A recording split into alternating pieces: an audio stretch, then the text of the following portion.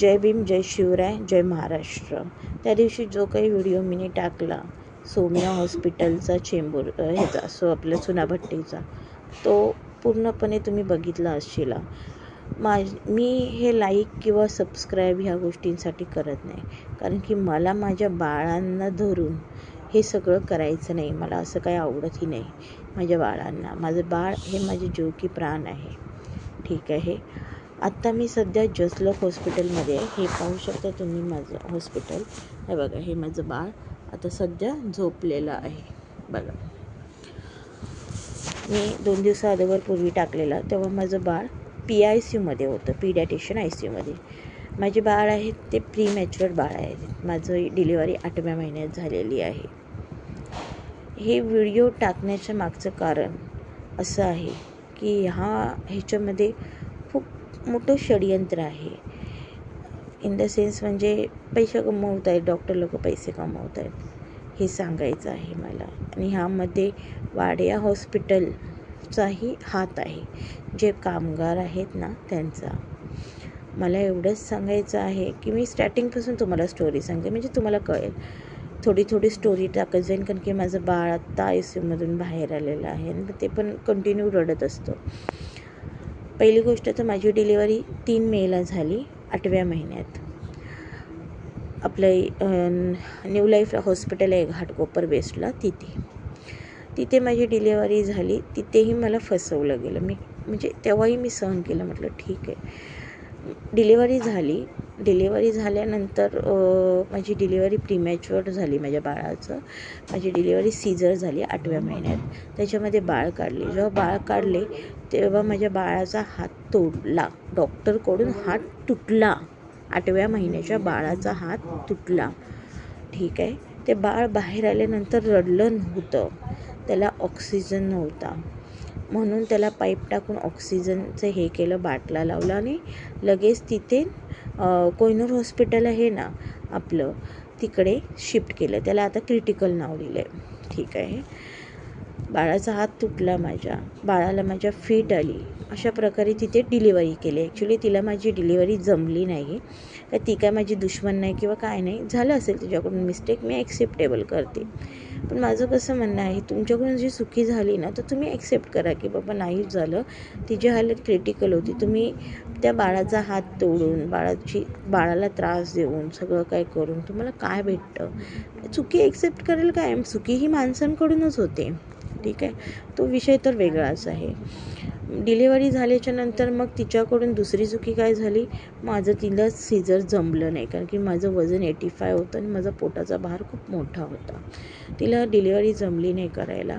Caesar केल्याच्या नंतर माझ्या पोटात दुखायला लागलं, मला ताप यायला लागला. अशा ह्याच्यात मला ती डिस्चार्ज द्यायला तयार झाली.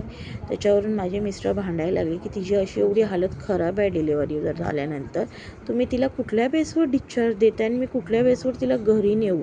तिला 104 105 ताप येतो आहे आज. ती बोलली ठीक आहे. मग तिथे पण ठेवलं. परत तिने 7 दिवस ठेवलं. डिलिव्हरीचे 5 दिवस, त्याच्यानंतरचे 7 दिवस. 7 दिवस ठेवल्यानंतर तिला तिथेही काही जमलं नाही. त्या 7 दिवसातसुद्धा जमलं नाही. माझे मिस्टर खूप वैतागल्याच्यानंतर एका साईडला कोहिनूर हॉस्पिटलमध्ये माझी मुलगी, एका हॉस्पिटलमध्ये मी, ती कुर्ल्याला आणि मी घाटकोपरला, अशी आमची अवस्था झाली.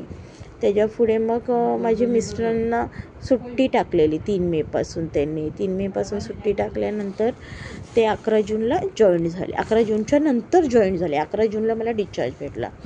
मग माझ्या मिस्टरांनी म्हटलं हिच्याकडून काय होणार नाही. ओकाडचे डॉक्टर होते निकेश जैन म्हणून, त्यांनी आम्हाला हेल्प केली. त्यांना दाखवली फाईल वगैरे. ते बोलले इथे आल्यावर माझ्या अंडर ॲडमिट कर, मी सगळं बघतो.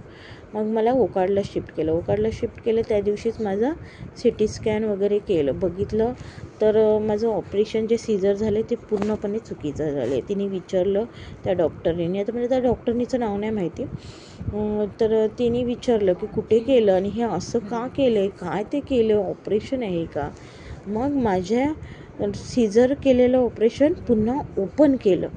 लगेच ज्या दिवशी मी आली इथे त्याच्या लगेच दुसऱ्या दिवशी ऑपरेशनला गेल्यानंतर ते ऑपरेशन ओपन केलं. पहिली मला एक मुलगी आहे 9 वर्षाची, तेव्हा तिच्या वेळेला असं सरळ सीझर केलेलं आहे आणि नंतरच्या त्या बच्चे झाले त्यांचे असं केलेलं आहे. मग ते पहिलं सीझर पण ओपन केलं, नंतरचं आत्ता केलेलं ते पण ओपन केलं.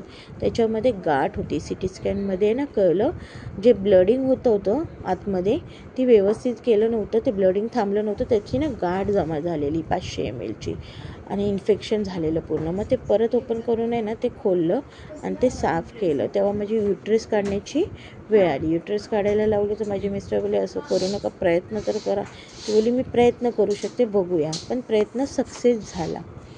मला डिस्चार्ज त्याच्यानंतर 11 जूनला भेटला. म्हणजे मी न्यू लाईफमध्ये ॲडमिट झाले, तिथे काही नाही झालं, डिलिव्हरी चुकीची झाली. तिथून मला आपलं ह्याला आणली, ओकाडला आणली, मुंबई सेंट्रलच्या ओकाडला आणली. ठीक आहे. ओकाडला आणल्याच्या नंतर आहे ना, बॉम्बे सेंट्रलच्या ओकाडला आणल्याच्या नंतर 11 जूनला डिस्चार्ज झाला. माझा डिस्चार्ज झाल्यानंतर माझ्या मुलीला न्यायला गेली मी कोहिनूरमध्ये. माझ्या मुलीला घेऊन आली मी. पूर्ण 1 महिन्यापेक्षा जास्त दिवस आम्ही बाळ आणि मी, आम्ही दोन्ही आम्ही दोघं पूर्ण 1 महिना आम्ही हॉस्पिटलमध्ये होतो बाळांना घेऊन. मिस्टर माझे सुट्टीवर होते. NICUमध्ये बाळ आणि मी ICUमध्ये. अशी आमची कंडिशन होती. ठीक आहे. मी ह्याच्या पुढचा पार्ट उद्या टाकेन, तुम्ही उद्या नक्की बघा आणि मला सांगा माझ्यावर काय बितलेली आहे, मी काय बितून गेली, माझी आज ही वेळ आलेली आहे खरंच.